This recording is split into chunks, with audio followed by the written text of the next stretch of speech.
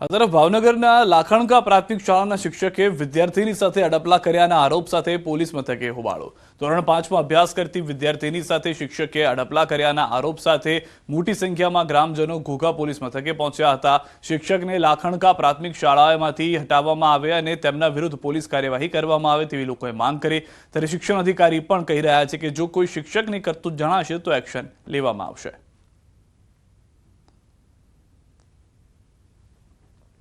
લાખણકા પ્રાથમિક શાળામાં પ્રાથમિક શિક્ષણ ધોરણ 1 થી 5માં અભ્યાસ કરાવતા રમેશભાઈ નામના શિક્ષક દ્વારા ધોરણ 5માં ભણતી દીકરી સાથે અડપલા કરવામાં આવેલ છે। તો આ અનુસંધાને અમો દ્વારા તાલુકા પ્રાથમિક શિક્ષણાધિકારી ભાવનગરને પણ તપાસ કરી અહેવાલ અત્રે રજૂ કરવાની સૂચના આપી છે। હાલ તપાસ ચાલુ છે અને શિક્ષકને અહીંયા લાયેલ છે, પૂછપરછ ચાલુ છે। જે હશે તો ખરેખર એવો બનાવ બનેલ હશે તો કાયદેસરની કાર્યવાહી કરવામાં આવશે। અમદાવાદ ઝોનની એફઆરસી કમિટી શાળાઓ સામે એક્શન મોડમાં આવી ગઈ છે। એફઆરસીએ નક્કી કરેલી ફી કરતાં વધુ ફી ઉઘરાવતી સેટેલાઇટની વિદ્યાનગર શાળાને 2 લાખનો દંડ ફટકારાયો, જેમાં અંગ્રેજી માધ્યમમાં 1 લાખનો અને ગુજરાતી માધ્યમમાં 1 લાખનો દંડ ફટકારાયો। એફઆરસી કમિટીએ ફરિયાદ બાદ હિયરિંગમાં શાળાના ટ્રસ્ટીઓને હાજર રાખ્યા હતા, જેમાં વધારાની ફી 15 દિવસમાં વિદ્યાર્થીઓના બેંક એકાઉન્ટમાં જમા કરાવવાની સૂચના અપાઈ છે। તો બીજી બાજુ એફઆરસીએ લોયલાની સેન્ટ ઝેવિયર સ્કૂલ ફીમાં પણ 40%નો ઘટાડો કર્યો છે। નક્કી કરેલી ફી કરતાં સ્કૂલનો ખર્ચ અડધો હોવાનું સામે આવતા ફીમાં ઘટાડો કરાયો। આ શાળા દ્વારા 39,359 ફી લેવાતી હતી, જે ઘટાડીને 22,500 રૂપિયા નક્કી કરાઈ છે।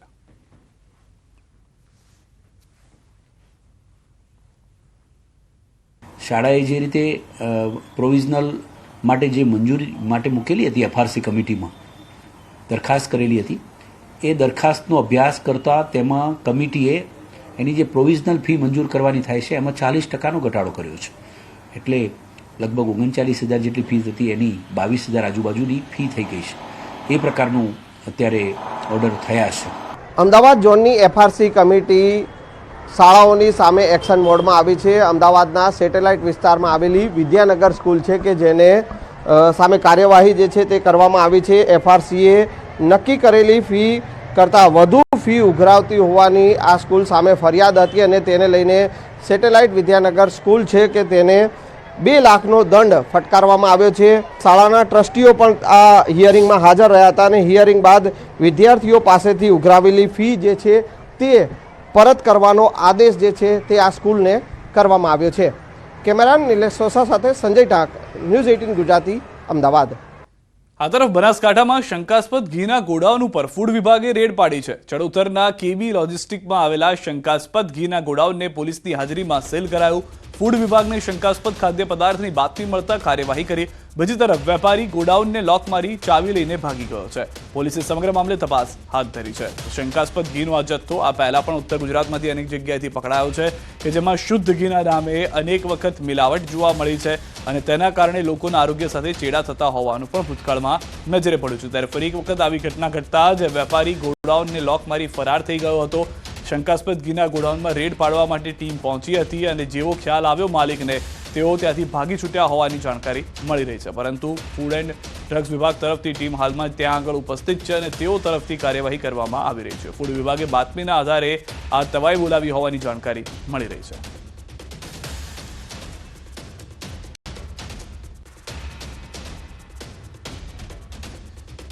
પાલનપુરના ચડોતરની અંદર આ ગોડાઉન હોવાની જાણકારી છે।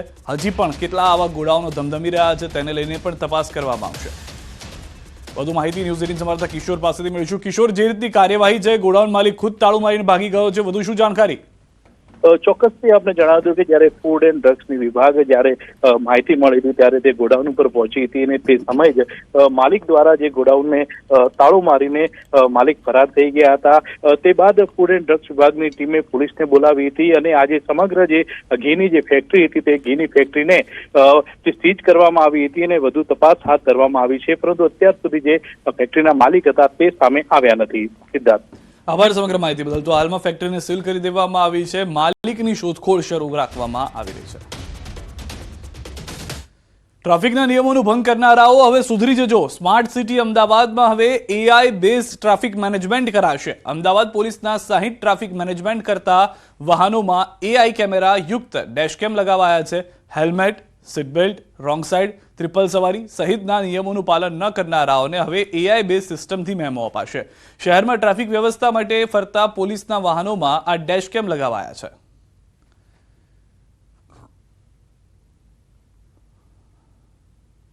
એ ટ્રિપલ રાઇડિંગ વિધાઉટ હેલ્મેટ અને રોંગ સાઈડ એ જે આર્ટિફિશિયલ ઇન્ટેલિજન્સથી જે રીતે કોઈ વાયોલેશન કરશે એના ફોટો આપણે અહીંયા ટ્રાફિકના જે કંટ્રોલ રૂમ છે અહીંયા આવશે અને ગાડીનો નંબર પણ આવશે. તો અમદાવાદમાં રિક્ષા ચાલકો વધુ ભાડું વસૂલતા હોવાની ફરિયાદની થશે સમાધાન. વારંવાર મળતી આ ફરિયાદ અંગે હવે ટ્રાફિક પોલીસ કડક વલણ અપનાવશે. 1 જાન્યુઆરી સુધીમાં તમામ રિક્ષા ચાલકોને મીટર લગાવવું ફરજિયાત થશે.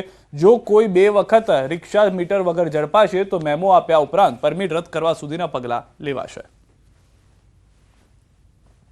શિકાયતો મળતી હતી કે ઓટો રિક્ષાઓમાં જે પેસેન્જરો પાસેથી જે ઓટો રિક્ષાવાળા છે એ પૈસા બહુ વધારે લે છે, કોઈ સિસ્ટમ નથી. 1 જાન્યુઆરીથી જે ઓટો રિક્ષામાં જો મીટર નહીં લગાડવામાં કોઈ ઓટો રિક્ષાવાળા જે મળશે તો એના ઉપર પોલીસ ફાઇન કરશે અને બીજા ફાઇન પછી એના પરમિટ ભંગનો એ કેસ કરવામાં પરમિટનો કેન્સલ થશે અને પછી ડિટેન કરવામાં આવશે.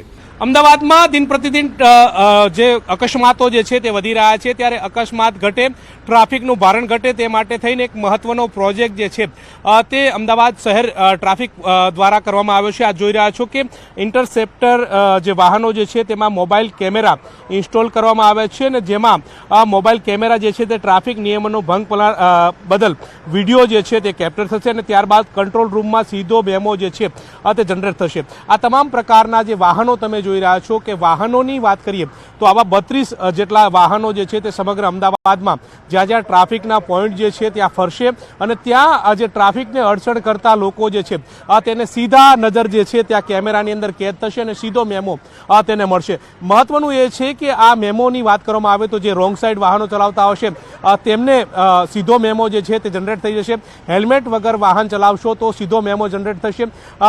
સીટ બેલ્ટ વગર વાહન ચલાવતા લોકોને પણ આ મેમો જે છે તે જનરેટ થઈ જશે. આમ આ પ્રકારના જે મેમો જે છે તે સીધા જે છે તે મળી જશે અને સીધો મેમો એટલે કે કોઈ પણ કાગળની કાર્યવાહી વગર સીધા તમે નિયમનો ભંગ કર્યો, ટ્રાફિક નિયમોનું પાલન નહીં કર્યું હોય તો સીધો મેમો જે છે તે આ રીતે જનરેટ થઈ જશે. અને આ માટે થઈ અને પોલીસ જે છે તે સતર્ક થઈ ચૂકી છે. દિન પ્રતિદિન જે અકસ્માતો વધી રહ્યા છે, ટ્રાફિક દિન પ્રતિદિન વધી રહ્યું છે, ત્યારે ટ્રાફિકનું ભારણ ઘટે તે માટે અમદાવાદ શહેર ટ્રાફિક પોલીસ વિભાગ દ્વારા AI સિસ્ટમ બેઝ ડેશબોર્ડનો ઉપયોગ કરવા તરફ આગળ વધી રહી છે અને તે અંતર્ગત આ સીધા જે મેમો જે છે તે જનરેટ થશે. એટલે સીધો રેકોર્ડ જે છે તે થઈ જશે અને જે નિયમોનો ભંગ કરતા હશે તેની ખેર નહીં રહે, સીધો મેમો મળી જશે અને મેમો પણ ભરવો પડશે. આ પ્રકારની સિસ્ટમ જે છે તે તૈયાર કરવામાં આવી છે. એટલે કે હવેથી ટ્રાફિક નિયમ પાલન કરવું ફરજિયાત થઈ જશે, જેથી કરીને શહેરમાં ટ્રાફિકનું ભારણ પણ ઘટે અને નિયમોનું પાલન પણ થાય. કેમેરા પર્સન હરીશ શર્મા સાથે ગૌતમ શ્રીમાળી, ન્યૂઝ 18 ગુજરાતી, અમદાવાદ. બીઝેડ ગ્રુપને લઈને મોટા સમાચાર. ભૂપેન્દ્રસિંહ ઝાલા અંગે મોટો ખુલાસો. કૌભાંડી ભૂપેન્દ્ર ઝાલાની મિલકત અંગે ખુલાસો. રોકાણકારોના કરોડો રૂપિયાથી પોતાના નામે સંપત્તિ ખરીદી. મોડાસા સબ રજિસ્ટર કચેરીમાંથી CID ક્રાઇમે ડેટા એકઠા કર્યા છે. ભૂપેન્દ્રસિંહ ઝાલાની મિલકતો અંગેનું લિસ્ટ મેળવ્યું છે. BZની જમીન અન્યને ટ્રાન્સફર ન થાય તે માટે મૌખિક સૂચના અપાઈ છે. મોડાસા તાલુકામાં અત્યાર સુધીમાં 5 સંપત્તિઓ ખરીદાય છે. વર્ષ 2023થી અત્યાર સુધીમાં કરોડોની અલગ અલગ સ્થળે 30 વીઘા જમીન ખરીદી. સાકરિયા પાસે 3 જગ્યા, લીંબોઈ સજાપુર પાસે 1 જગ્યા રખાઈ છે. સાકરિયામાં બાનાખત કરી 3 કરોડમાં 9 વીઘા જગ્યા ખરીદી. અરવલ્લી જિલ્લાના અન્ય તાલુકામાં પણ બહાર આવી શકે છે મિલકતો.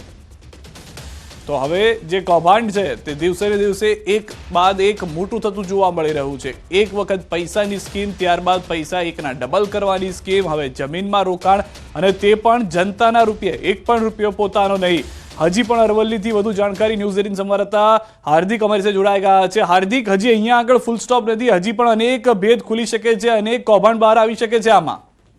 સિદ્ધાર્થ, ચોક્કસથી જે પ્રકારે ભૂપેન્દ્રસિંહ ઝાલાની મિલકતો અંગે ખુલાસો થયો છે તેમાં માત્ર મોડાસા તાલુકાના આંકડાની વાત છે કે જ્યાં 5 સંપત્તિઓ રાખવામાં આવી છે.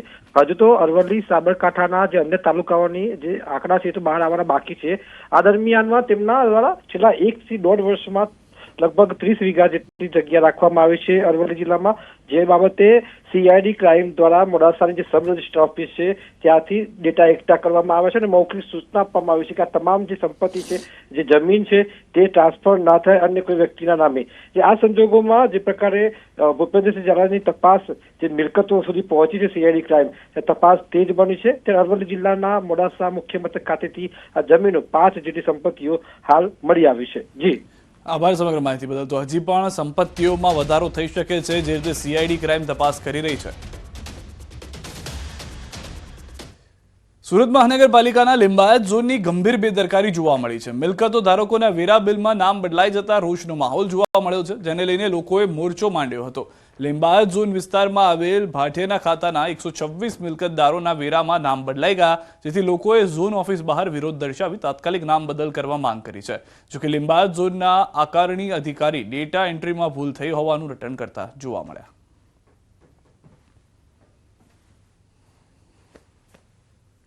મારી પાસે કોઈ મોરચો આવેલો નથી અને આપને અત્યારે વાત થઈ કે રેલ રાત કોલોનીમાં કોઈ નામ ઉપર ચડી ગયું છે. એ રિવિઝન વખતે ડેટા એન્ટ્રીમાં ભૂલથી ચડેલું છે અને એનામાં સ્ટાફને સૂચના આપવામાં આવેલી છે. એ જે ભૂલ થઈ છે એનોમાં રિપોર્ટ કરીને ISD મારફતે એ મુજબ ફરીથી ભૂલ થયેલી એ સુધારવા માટે લોક ઓપન કરીને સૂચના આપવામાં આવેલી છે. સુરત મહાનગરપાલિકાના લિંબાયત ઝોનની બેદરકારી છતી થવા પામી છે. દ્રશ્યમાં જોઈ શકો છો કે લિંબાયત ઝોનના રહીશો જે છે એઓને જે ગત વર્ષે વેરા બિલ પોતાના નામ ઉપર આવ્યા હતા, પરંતુ હાલ જે 2024-25નો જે વેરા બિલ જે આવ્યું છે એ વેરા બિલની અંદર હિન્દુના જે નામો હતા એની જગ્યા પર મુસ્લિમ લોકોના નામો અહીં જોવા મળી રહ્યા છે. જે અંતર્ગત આજે લિંબાયત ઝોનના જે રહીશો છે એવો હાલ લિંબાયત સાઉથ ઈસ્ટ ઝોન મહાનગરપાલિકાની કચેરી ખાતે મોરચો માંડ્યો છે. આપણી સાથે સ્થાનિકો છે, એની સાથે વાતો કરીશું. એ ઇસ્યુ છે કે આ નામ બદલાઈને ચેન્જ થઈને કેવી રીતે આવી જાય છે. એ આ હિન્દુ મુસ્લિમનો અમારો કોઈ ઇસ્યુ નથી આમાં, પણ ફક્ત અમારું જે નામ વર્ષોથી આવતા હતા જે મકાનો પર એ જ નામ આવવા જોઈએ હતા, પણ આ 2-3 વર્ષ પહેલાં પણ નામમાં ચેન્જિંગ થઈ હતી અને આ એ અરજી કરવા અને દોડધામ કરતા એ તો થઈ ગયું હતું સારું, પણ આ ફરી પાછું એ જ રામાયણ છે ને ફરી પાછું એવી રીતે નામ ચેન્જ થઈ ગયું છે આમાં. પણ આવી ભૂલ થવી જ નહીં જોઈએ ને. આ એકના લીધે કેટલા જણે હેરાન પરેશાન થવું પડે છે. એ લોકોનું કેમ તરત નામ ચડી જાય ને અમારા જેવાનું કામ તરત થતું જ નથી. અમારી મિલકત તબદીલી કરીને નામ ચડાવવાનું હોય છે ત્યારે ધર્મના ધક્કા ખાવા પડે છે. તો આ એક લિંબાયત ઝોનની બેદરકારીનો ઉત્તમ નમૂનો પણ જોઈ શકાય છે કે જે રહીશો હતા એના ગત વર્ષે જે બિલોમાં નામ હતા એની જગ્યાએ 2024-25ના વેરા બિલ માંગણીની અંદર નામો પણ બદલાઈ જવા પામ્યા છે, જે અંતર્ગત સ્થાનિકોમાં ભારોભાર રોષ વહીવટીતંત્ર વિરુદ્ધ જોવા મળી રહ્યો છે. કેમેરામેન ભરત બ્રહ્મભટ્ટ સાથે કેતન પટેલ, ન્યૂઝ 18 ગુજરાતી, લિંબાયત, સુરત.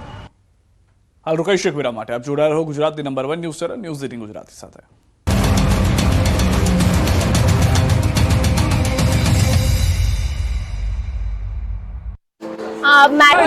આંખમાં આંસુ, દિલમાં દર્દ, તંત્ર સામે આક્રોશ અને ચિંતાનું ફાટેલું આગ.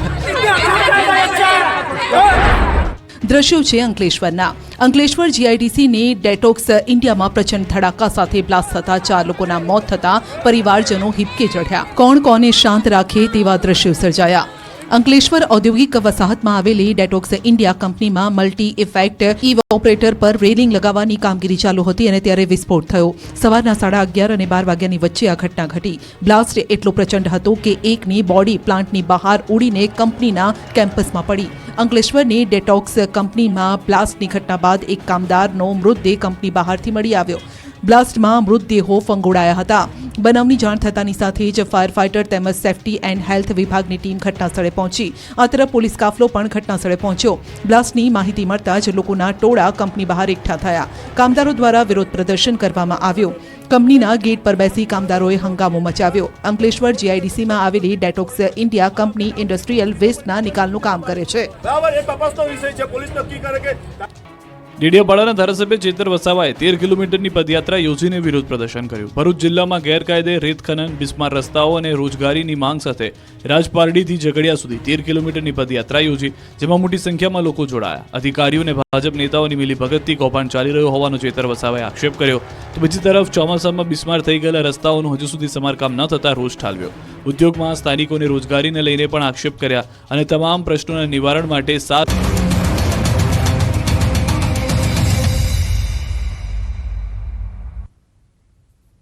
ભરૂચથી સમાચાર. અંકલેશ્વરમાં તસ્કરોનો તરખાટ. સારંગપુરની મંગલદીપ સોસાયટીમાં ચોરી થઈ છે. મકાનમાંથી સોના ચાંદીના દાગીનાની ચોરી થયા હોવાની જાણકારી છે. ₹8.33 લાખના મુદ્દામાલની ચોરી થઈ છે. 2 તસ્કરો સીસીટીવી कैमराમાં कैद થયા છે. जीआईडीसी પોલીસે તપાસ શરૂ કરી છે. लोग सो रहे थे, 5:30 बजे से बाहर से ताला काट के चोरी करके लेके गया। सब जितने सोना चांदी का जितना आइटम था सब चोरी करके लेके गया और आजू बाजू के सबके घर का लॉक बाहर से लॉक कर दिया था कि कोई बाहर निकल नहीं सके। हम लोग जब तक निकले तब तक वो लोग भाग चुके थे। पुलिस में फरियाद कर दी है। અમદાવાદમાં ચોરીની ઘટનાઓ દિન પ્રતિદિન વધી રહી છે. શિયાળાની શરૂઆતની સાથે ચોર ટોળકીઓ પણ સક્રિય થઈ ગઈ છે. વસ્ત્રાપુરના સત્યમ મંગલોઝમાં તસ્કરો ત્રાટક્યા હોવાની ઘટના જોવા મળી. સવારના 5 વાગે તસ્કરો ઘરમાં ચોરી કરવા ઘૂસ્યા, જેના સીસીટીવી પણ જોવા મળ્યા. છાના પગલે આવેલી ચોર ટોળકી સીસીટીવી ફૂટેજમાં સ્પષ્ટપણે દેખાઈ રહી છે. તસ્કરો રોકડ અને અન્ય બેગ ઉઠાવી ફરાર થઈ ગયા હતા. તો દ્રશ્યો આપ જોઈ રહ્યા છો કે કઈ રીતે ચોર ઘૂસે છે અંદર. જે ઘરની અંદર રખાવવામાં આવેલો કેમેરો હતો તેની અંદર બંને જે ચોર આવ્યા હતા, ત્યારબાદ ત્રીજો વ્યક્તિ જે ઘૂસે છે તેની ઘટના કેદ થઈ રહી છે. આ 2 દ્રશ્યો આપ જોઈ રહ્યા છો. એક તરફ ભરૂચની અંદર ચોરીની ઘટના કે જે સીસીટીવીમાં કેદ થઈ, બીજી તરફ ઘરની અંદર જે કેમેરો રાખવામાં આવ્યો હતો તેની અંદર આ ચોર ટોળકી આવે છે, જોવે છે આસપાસથી શું નીકળી શકે એમ છે, તેની બાદ ચોરી કરી ફરાર થઈ જાય છે. રાજકોટના જેતપુરમાં યુવતીનો આપઘાત. યુવતીના આગામી રવિવારે હતા લગ્ન પૂર્વે જ યુવતીએ ગળે ફાંસો ખાઈ જીવન ટૂંકાવ્યું. 25 વર્ષીય સુરભી રાવલિયાના આપઘાતથી ચકચાર. 1 વર્ષ અગાઉ યુવતીના ભાઈનું પણ બીમારીથી મોત થયું હતું. ભાઈના મોતથી ભાંગી પડેલ યુવતીને માતા પિતાને છોડીને સાસરે જવું ન હોવાથી આપઘાત કર્યો હોવાનું પરિવારજનોએ જણાવ્યું. મૃતકના મૃતદેહને જેતપુર હોસ્પિટલ સરકારી ખાતે પીએમ અર્થે ખસેડીને જેતપુર સિટી પોલીસે સમગ્ર મામલે તપાસ હાથ ધરી છે.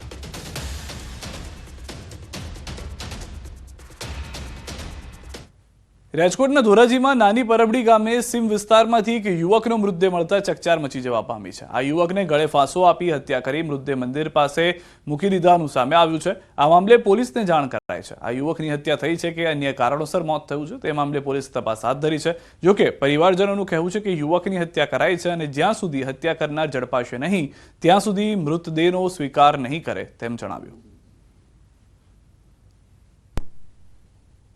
દીવાબત્તી કરવા આવ્યો અહીં મંદિરે, ત્યારે આ પોઝિશન મેં આની લાશ જોઈ અને એની ગાડી પડેલી છે. ત્યાં પડેલો હતો બરોબર. મેં લાશને સ્પર્શ કરેલો નથી. પછી આથી હું નીકળી દીવાબત્તી કરી, મેં મારા કાકાને કાકીને બોલાવ્યા, એના મા બાપને કે ભાઈ તમારો વિમલો ક્યાં છે? તો કે એ હાંજનો નથી આવ્યો. મેં કીધું એ મંદિરે આપણા દાદાના મંદિરની દિવાલે પડ્યો છે, એની ગાડી ન્યા છે. કોઈ બનાવ બનેલો છે. આ 10 વાગ્યાને કે 11 વાગ્યાના ગાળામાં કરીને આ તો સવારમાં અમને જાણ થઈ. અમારા દાદા પરિવાર છે અહીંયા, અમારા સાગઠિયા પરિવારના સુરાપુરા દાદા, ત્યાં દીવાબત્તી કરવા આવતા અમારો ભત્રીજો એને આ જોયું અને અમને જાણ કરી. કોણે કર્યું છે? કઈ શંકા કોઈની? શંકાસ્પદ હવે આમાં કેવી રીતે ખબર પડે સાહેબ? આ ડેડ બોડી જોતા લાગે છે કે એનું મર્ડર થયું છે અને જેની ઉપર શંકા છે એના નામ પણ આપવામાં આવ્યા છે. ધોરાજી પોલીસ અહીંયા ઉપસ્થિત છે. તાત્કાલિક જે આરોપીઓ છે એની ધરપકડ કરે અને પંચનામું અને ડેડ બોડીનું પીએમ થયા બાદ એ લોકો વિરુદ્ધમાં ગુનો દાખલ કરીને તાત્કાલિક આરોપીઓને પકડવામાં આવે. જ્યાં સુધી આરોપીઓને પકડવામાં નહીં આવે ત્યાં સુધી અમે અનુસૂચિત જાતિ સમાજ દ્વારા નક્કી કરેલ છે કે આ ડેડ બોડી સ્વીકારવામાં આવશે નહીં. બનાસકાંઠામાં વધુ એક દુષ્કર્મની ઘટના. દાંતીવાડામાં અપહરણ બાદ દુષ્કર્મમાં 2 શખ્સોએ ગાડીમાં કર્યું હતું અપહરણ. યુવતી પર કારમાં સામૂહિક દુષ્કર્મ ગુજાર્યું. દૂધ ભરાવીને ઘરે જતી યુવતીનું કર્યું હતું અપહરણ. દુષ્કર્મ બાદ ગઢ નજીક યુવતીને છોડી ફરાર. યુવતીએ પેટ્રોલ પંપ પરથી પરિવારને કરી જાણ. પોલીસે અજાણ્યા શખ્સો સામે નોંધી છે ફરિયાદ.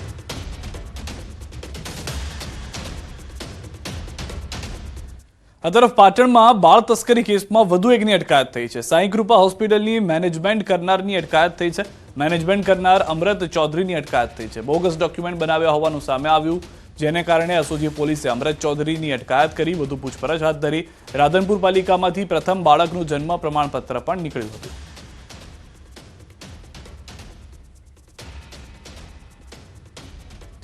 અંબાજીના ગબ્બર તળેટીમાં 51 શક્તિપીઠ મંદિરોની પ્રતિકૃતિવાળી 51 શક્તિપીઠ મંદિરોની સ્થાપના કરવામાં આવી છે. એક જ દિવસમાં એક જ જગ્યાએ તમામ શક્તિપીઠના દર્શનનો લાભ લઈ શકાય તે માટે અંબાજીના ગબ્બરમાં 51 શક્તિપીઠ મંદિરોની સ્થાપના કરવામાં આવી, જેના પ્રચાર પ્રસાર માટે અંબાજી મંદિર દેવસ્થાન ટ્રસ્ટ દ્વારા એક અલાયદો અંબિકા રથ બનાવી ગુજરાતના વિવિધ વિભાગોમાં પ્રચાર માટે મોકલવામાં આવે છે, જેના આજે ત્રીજા રાઉન્ડની શરૂઆત કરવામાં આવી છે. અંબિકા રથમાં માતાજીની આરતી પૂજા કરીને મંદિરના અધિક કલેક્ટરે માતાજીની ધજા લહેરાવી અંબિકા પ્રસ્થાન કરાવ્યું હતું. આ રથ 1 મહિના સુધી બનાસકાંઠા, પાટણ અને મહેસાણા જિલ્લાના વિવિધ ગામોમાં પરિભ્રમણ કરશે. ગામડે ગામડે ફરી સંતોની નોંધણી કરશે અને માતાજીનો પ્રસાદ ગામડે ગામડે પહોંચાડવામાં આવશે અને એ દ્વારા સૌ ભાવિ ભક્તો, માઈ ભક્તો અહીંયા અંબાજી સાથે અંબાજી આવે, 51 શક્તિપીઠ પરિક્રમા કરે, ગબ્બર ખાતે દર્શન કરે, એ શુભ આશયથી આ રથ આજે પ્રસ્થાન કરાવ્યું છે. અમદાવાદમાં BAPS સંસ્થાનો ભવ્ય આંતરરાષ્ટ્રીય મહોત્સવ યોજાશે. નરેન્દ્ર મોદી સ્ટેડિયમમાં આગામી તારીખ 7 ડિસેમ્બરે પ્રમુખ સ્વામી મહારાજની જન્મજયંતિની ભવ્ય રીતે ઉજવણી કરાશે. મોદી સ્ટેડિયમમાં કાર્યકર સુવર્ણ મહોત્સવ ઉજવાશે, જેમાં દેશ વિદેશથી આવતા 1 લાખથી વધુ કાર્યકરોનું અભિવાદન ઝીલવામાં આવશે. આ ઉજવણીથી પ્રમુખ સ્વામી મહારાજને તેમના જન્મદિવસ નિમિત્તે વિશિષ્ટ ભાવાંજલિ અર્પણ કરાશે. આ સમારોહમાં BAPSના આધ્યાત્મિક વડા મહંત સ્વામી મહારાજ ઉપસ્થિત રહેશે. સાથે કેન્દ્રીય ગૃહમંત્રી અમિત શાહ અને મુખ્યમંત્રી ભૂપેન્દ્ર પટેલ સહિત અનેક મહાનુભાવો હાજર રહેશે. મહોત્સવની તડામાર તૈયારીઓ શરૂ કરી દેવાઈ છે.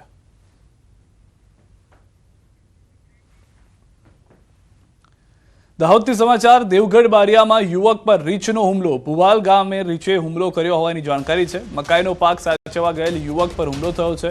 ગંભીર રીતે ઘાયલ યુવકે હોસ્પિટલ ખસેડાયો છે. વન વિભાગ દ્વારા ઘટના સ્થળે પહોંચી કાર્યવાહી હાલમાં હાથ ધરવામાં આવી છે. તો ફરી એક વખત હુમલાની ઘટના. રીંછનો હુમલો. આ વખતે અત્યાર સુધી દીપડાના હુમલાથી લોકો પરેશાન હતા. હવે આ રીંછના હુમલાના કારણે યુવક ગંભીર રીતે ઇજાગ્રસ્ત થયો હોવાની જાણકારી મળી રહી છે. અનેક વખત જે રહેવાસની આસપાસના વિસ્તારો છે ત્યાં આગળ વન્ય પ્રાણીઓ દેખાતા હોય છે અને દીપડાનો આતંક હજી પૂર્ણ નથી થયો, ત્યાં રીંછનો આતંક શરૂ થયો છે.